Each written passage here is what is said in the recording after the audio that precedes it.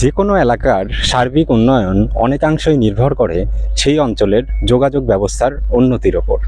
আমাদের কানকি তথা চাকুলিয়া সংলগ্ন এলাকাগুলি সড়ক পথে ভালোভাবে সংযুক্ত হলেও রেল যোগাযোগের ক্ষেত্রে এখনও অনেকটাই পিছিয়ে রয়েছে। দেশের বিভিন্ন গুরুত্বপূর্ণ শহরের সঙ্গে সংযোগকারী বহু ট্রেন কানকি স্টেশনের ওপর দিয়ে চলাচল করলেও দুঃখজনকভাবে এখানে কোনো অফিসিয়াল স্টপেজ নেই। বর্তমানে শুধুমাত্র কয়েকটি ডেমো ট্রেনের স্টপেজ রয়েছে এই স্টেশনে।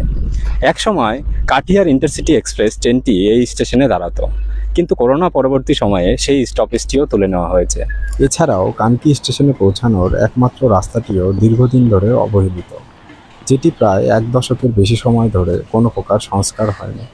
ফলে প্রতিদিন বহু নিত্যযাত্রীকে চরম দুর্ভোগের মধ্যে পড়তে হচ্ছে।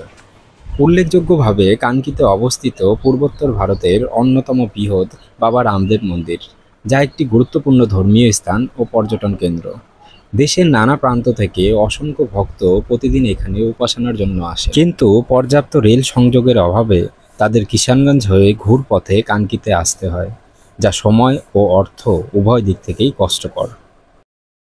বহু মানুষের আন্দোলন ও পরিশ্রমের ফলে কানকি স্টেশন রিজার্ভেশন টিকিট বুকিংয়ের অনুমোদন পেয়েছিল, যার ফলে প্রতিদিন বহু টিকিট এই স্টেশন থেকে বিক্রয় হচ্ছে। এছাড়াও 2023 সালে তৎকালীন রায়গঞ্জ লোকসভা কেন্দ্রের সাংসদের উদ্যোগে হাই লেভেল প্ল্যাটফর্মের জন্য অর্থ বরাদ্দ হয়েছিল। সেই মতো কাজও শুরু হয়েছে, তবে সেই কাজের গতি খুবই স্লো, যা দ্রুত ত্বরান্বিত করার প্রয়োজন রয়েছে। আশাবাদী খুব শীঘ্রই এই হাই লেভেল প্ল্যাটফর্ম নির্মাণের কাজ সম্পূর্ণ হবে এবং আমাদের কানকি স্টেশনে কাটিহার রায়গঞ্জ বালুরঘাট ইন্টারসিটি এক্সপ্রেস ছাড়াও কলকাতাগামী 2টি ট্রেন এবং রাজস্থান, দিল্লি, মুম্বাই এবং দক্ষিণ ভারতগামী একটি করে ট্রেনের স্টপেজ পাবে। এতে শুধু স্থানীয় বাসিন্দারাই উপকৃত হবে এমন না, বরং এই অঞ্চলের পর্যটন সম্ভাবনাও বহুগুণ বৃদ্ধি পাবে।